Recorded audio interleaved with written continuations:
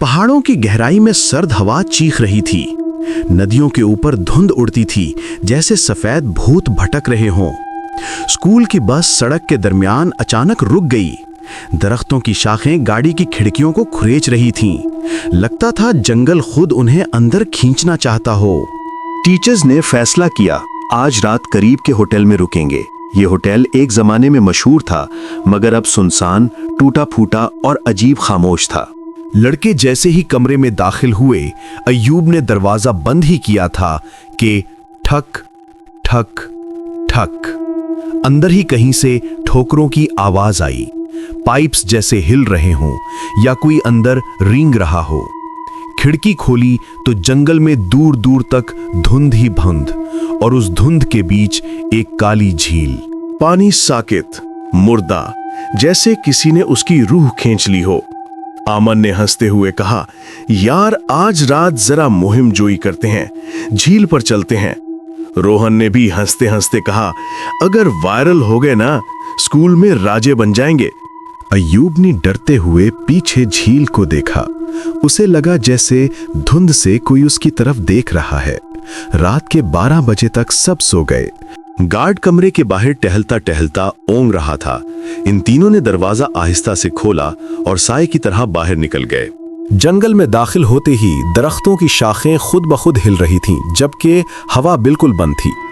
कदमों के नीचे सूखे पत्ते ऐसे चुरचुरा रहे थे जैसे कोई उनके नीचे हाथ रखकर दबाया जा रहा हो।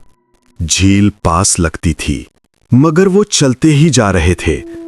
जंगल का रास्ता बदल रहा था। दाएं जाते तो बाएं निकलते, पीछे देखते तो रास्ता बंद, जैसे जंगल उन्हें गलत राह पर ले जा रहा हो।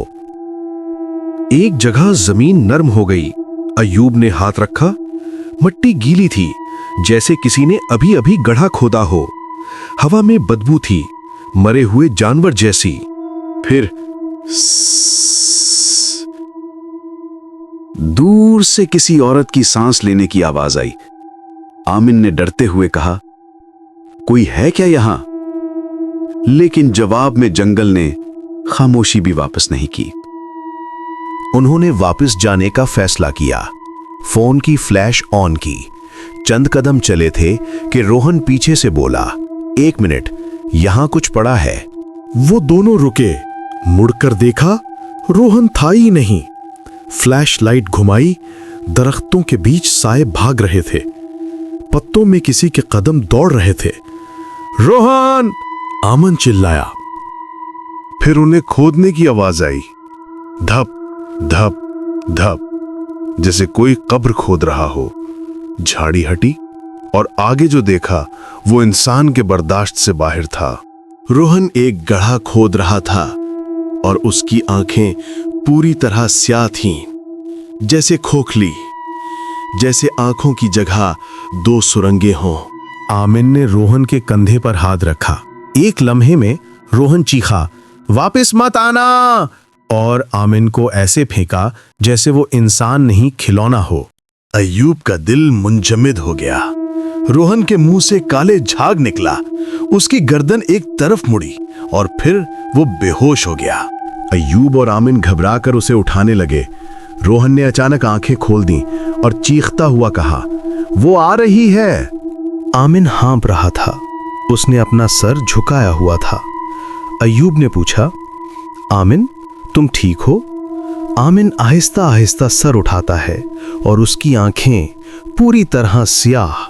उसके मुंह से एक चिड़चिड़ाहट निकली, मानो 2 आवाजें इकट्ठी बोल रही हों। फिर वो अंधेरे की तरफ दौड़ा, ऐसी रफ्तार से जैसे जमीन छोटी हो गई हो। वो दोनों इसके पीछे भागे। जंगल एक जगह खुलकर खत्म हुआ। सामने टूटा हुआ, काई से भरा बहुत पुराना घर। दरवाजा आधा लटका, खिड़कियों में काले कपड़े फटे हुए, ऊपर चमगादड़ें आवेजा थीं।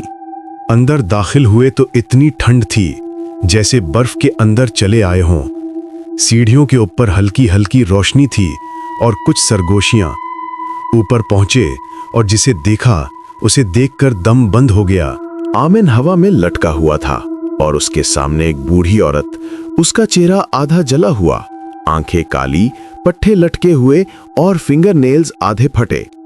वो आमना से कह रही थी, मेरा घर मेरा बदला। अयूब और रोहन भागे। औरत दीवार पर रेंगते हुए उनके पीछे आई। उसके हाथ लंबे हो रहे थे। उनकी चीखें जंगल में गुम हो गईं। दौड़ते दौड़ते दोनों झील तक पहुंच गए।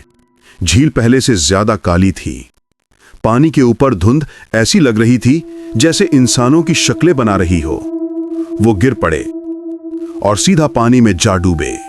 पानी नीचे नहीं खींच रहा था, बल्कि धकेल कर फंसा रहा था, जैसे कोई ताकत दोनों को साथ नहीं जाने दे रही। अय्यूब किसी तरह बाहर निकल आया, लेकिन रोहन को हाथ में पकड़ते ही पानी से एक स्याह हाथ निकला और रोहन को नीचे घसीट कर ले गया। रोहन की आखिरी चीख पानी में डूब गई। अय्यूब बेहोश होकर गिरा।